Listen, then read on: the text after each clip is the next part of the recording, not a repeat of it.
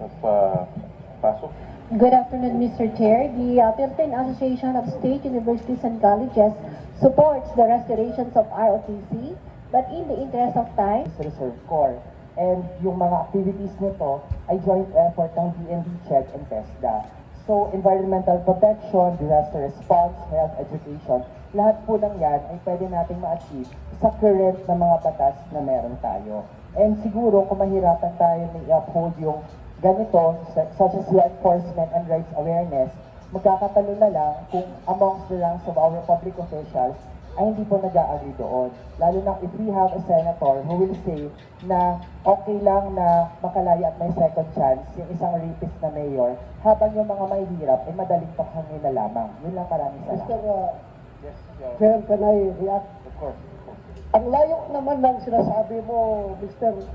Kasama ba yan dito sa hearing yung comment ko na yun? Ang layo naman.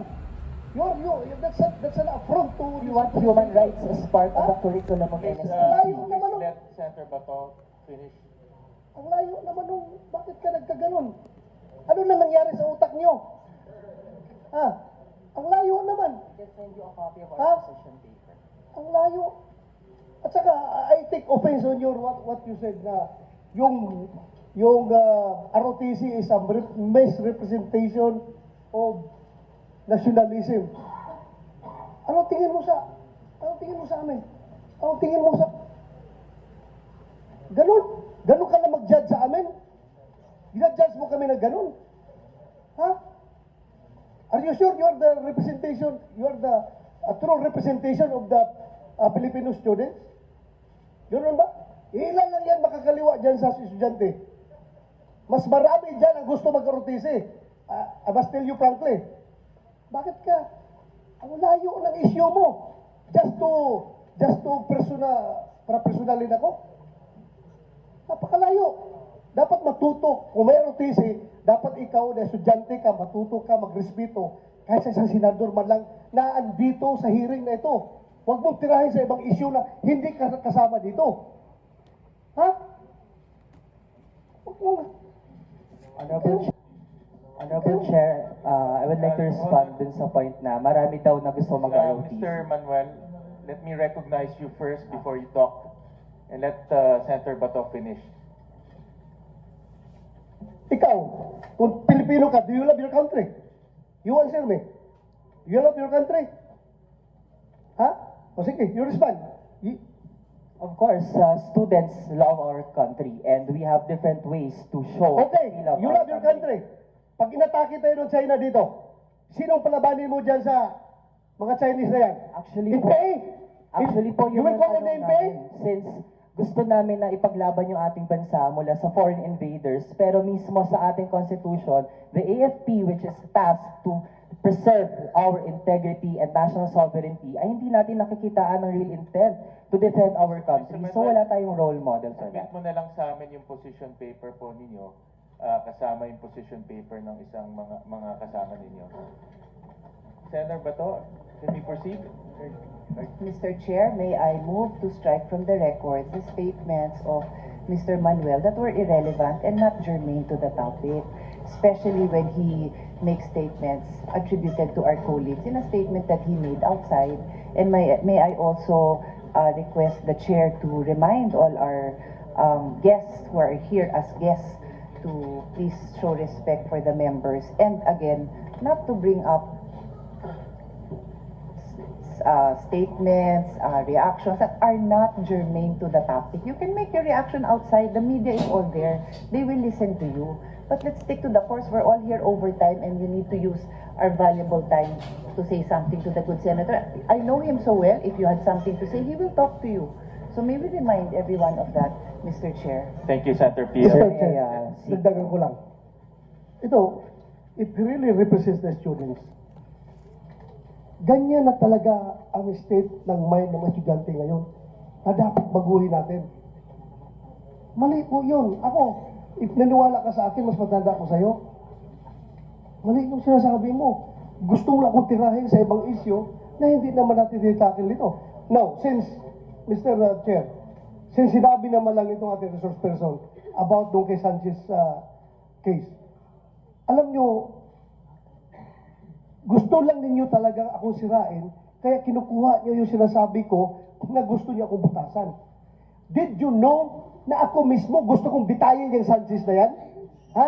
I am for death penalty. Kung may death penalty nun, dapat nabitay na yung Sanchez na yan. Pero, kayo naman, ayaw naman yung death penalty.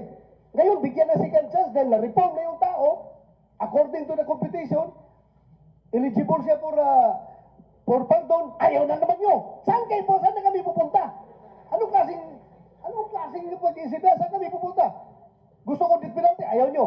Ngayon, i-release yan dahil walang death penalty. Titirahin na naman nyo ako. Ako bang gumawa ng batas na yan? Eligible siya by operation of law. Dahil sinabi ng batas. Ganon. Respetuhin natin. May batas na ganon. Pero hindi ko kagustuhan yan. Kung akong gusto mo samahan mo ako, bitayin natin yan? Ha? Kasi lang talaga, that gusto siya kung ikaw ang representation ng estudyante ngayon, ganun na pala. Ang estudyante ngayon, kawalang disiplina. Kahit ang senador, kayang tirahin sa walang non-relevant issue dito sa ganitong forum. Ganun na pala. Kaya dapat pala talaga ibalik ang routine para madisiplina kayo mga estudyante na kayo. Ha? Thank you, Mr. Chair. Thank you, Senator Bato. Mr. Chair, I'd like to seek apology for... And let me remind Mr. Manuel, NUSP, and the rest of the groups that we invite in this committee. We invite you for the sake of fairness. Alam ko naman kung anong sasabihin ninyo eh. No, this is your third time to be part of this hearing. And alam ko na kung anong sasabihin ninyo. Pero binibigyan namin kitong oportunidad magsalita para marinig kayo ng mga bagong senador natin. Pero ano namang kinalaman ni Sanchez sa ROTC? Ano namang kinalaman?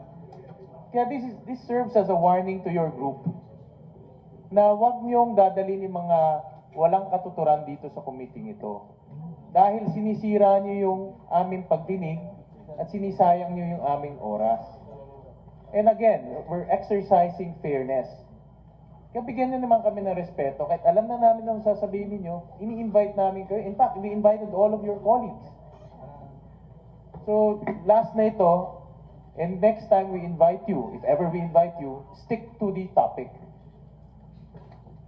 And this serves as our warning.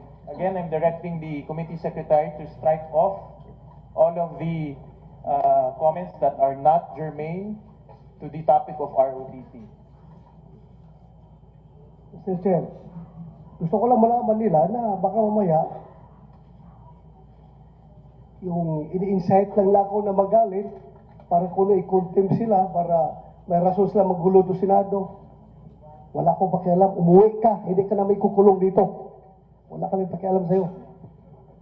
Mr. Chair, I'd just like to apologize for the irrelevant remark that I made earlier.